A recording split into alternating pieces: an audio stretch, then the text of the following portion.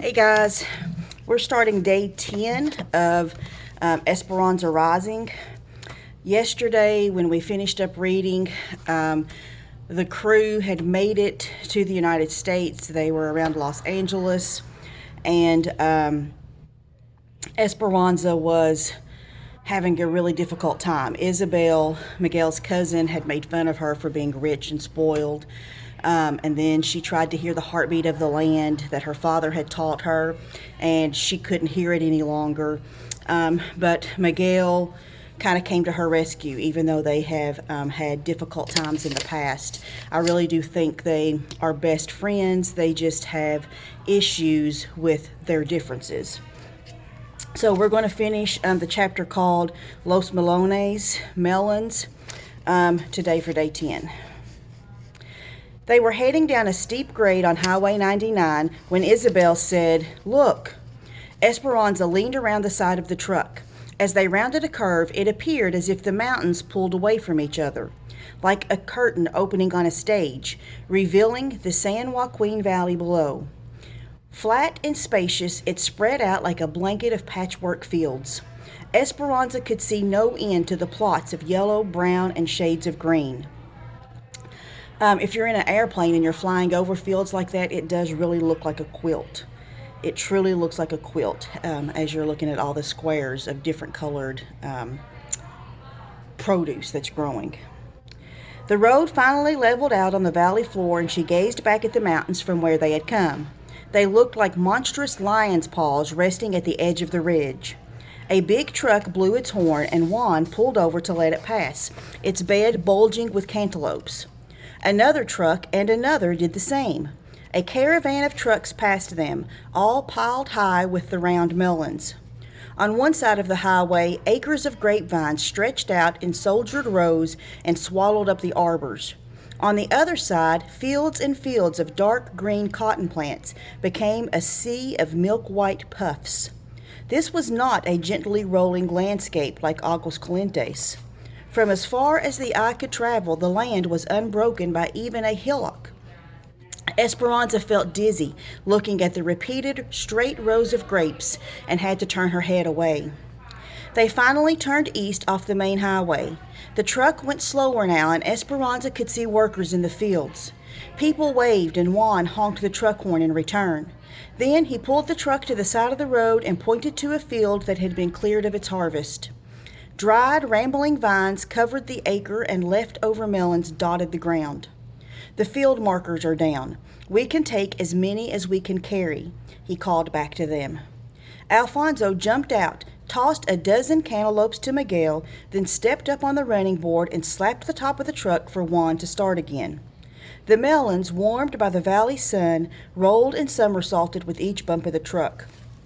So basically, after the workers had come through and cleared the fields, whatever was left over, people could take themselves for their families. So that's what they were doing. They were stopping to get leftover melons that had been not packed up when the workers carried them off.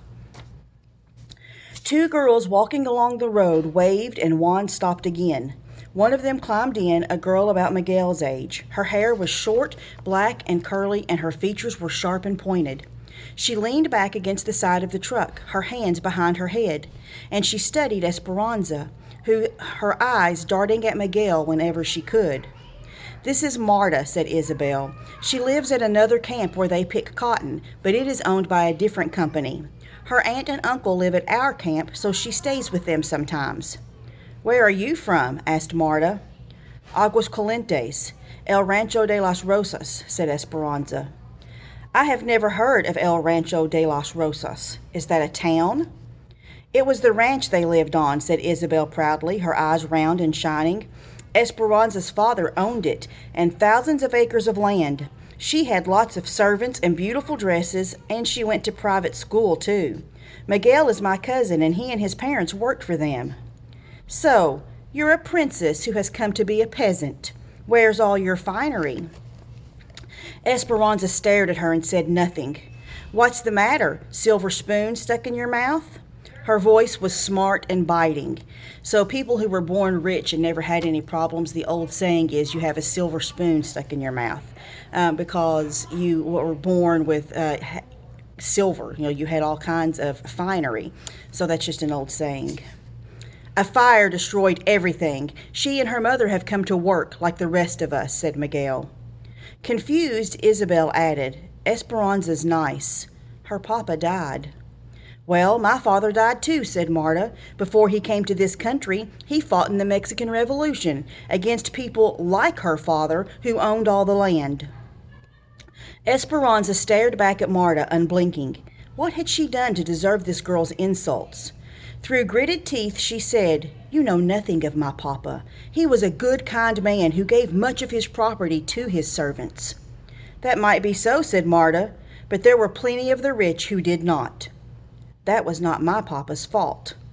Isabel pointed to one of the fields, trying to change the subject. Those people are Filipinos, she said. They live in their own camp. And see over there? She pointed to a field down the road. Those people are from Oklahoma. They live in Camp 8. There's a Japanese camp too. We all live separate and work separate. They don't mix us. They don't want us banding together for higher wages or better housing, said Marta. The owners think if Mexicans have no hot water, that we won't mind as long as we think no one has it. They don't want us talking to the Okies from Oklahoma or anyone else because we might discover that they have hot water. See? Do the Okies have hot water? Asked Miguel. Not yet, but if they get it, we will strike. Strike, said Miguel. You mean you will stop working? Don't you need your job? Of course I need my job, but if all the workers join together and refuse to work, we might all get better conditions. And if you're familiar with Cesar Chavez, that's what he did. They basically did a strike and everybody refused to work, and they did end up getting some improved conditions. Are the conditions so bad? Asked Miguel.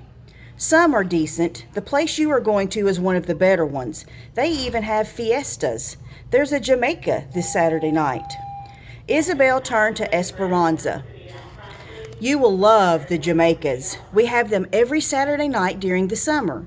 There is music and food and dancing. This Saturday is the last for this year because it will soon be too cold. Esperanza nodded and tried to pay attention to Isabel. Marta and Miguel talked and grinned back and forth. An unfamiliar feeling was creeping up inside of Esperanza. She wanted to toss Marta out of the moving truck and scold Miguel for even talking to her. Hadn't he seen her rudeness? I think she's jealous. I think she's jealous that Miguel now is showing Marta attention instead of just herself. She brooded as they rode past miles of young tamarisk trees that seemed to be the border of someone's property. Beyond those trees is the Mexican camp, said Isabel, where we live.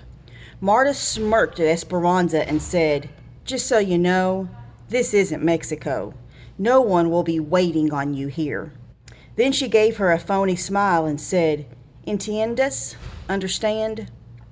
Esperanza stared back at her in silence. The one thing she did understand was that she did not like Marta. Okay, so your challenge for today is, do you think that Marta and Esperanza will ever be friends?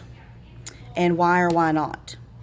Esperanza and Marta are not getting along right now. Marta's being very mean and saying mean things to her. But do you think at any point in this story they will be friends, or do you think that they're going to be enemies straight through?